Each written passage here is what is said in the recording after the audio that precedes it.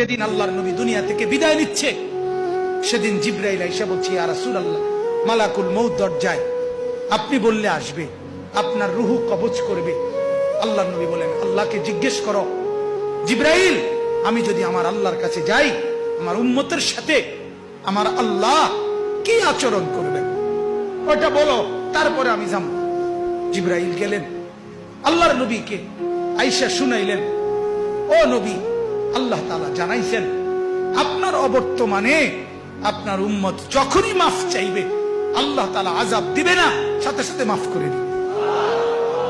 আপনি যেমন মাফ চাইছেন, তখন যেমন মাফ করছে, আপনার অবর্তমানে আপনার উম্মত নিজে নিজে মাফ চাইলেও আমি আল্লাহ মাফ করে দিই। এতদিন তো কে মাফ চাইছে? নবী নিজে মাফ চাইছে। এখন তো আপনি না থাকলেও আমি ওয়াদা দিলাম, আপনার উম্মত যদি নিজে নিজেও মাফ চায়, আমি মাফ করে দিই।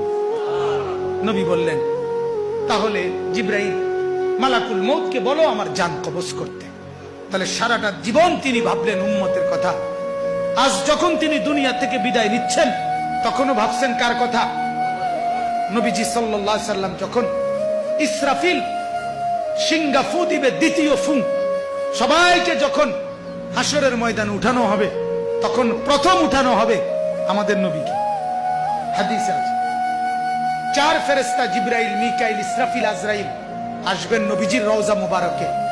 এসে সবার পক্ষ থেকে জিবরাইল ডাক দিবে, ইয়া রাসূলুল্লাহ, হাসরের ময়দানে যাওয়ার জন্য আপনি কবর থেকে ওঠেন।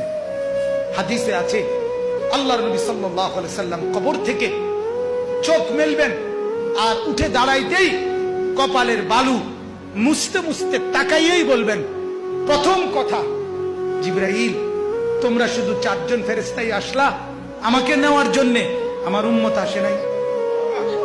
আমার উম্মত কোথায়? আমার উম্মতের হালাত কি? আমার উম্মত কি আমার বর্তমানে জাহান্নামে চলে গেল নাকি? জিবরাইল তখন বলবেন, হায় ইয়া রাসূলুল্লাহ, আজও ভুললেন না, আজও বললেন না, আজও সেই উম্মত উম্মত। যাওয়ার দিনও বললেন, দুনিয়ায় থাকতেও বললেন, আজও বললেন। আপনার উম্মতের এখনো উঠেই নাই, এখনো তো কবর থেকে কেউ তুলে নাই, আপনাকে তুলেই বাকিদেরকে উঠানো হবে। আল্লাহ নবী বললেন, তাইলে চলো, তাইলে ঠিক আছে, চলো হাসরের মাঠে যাবেন।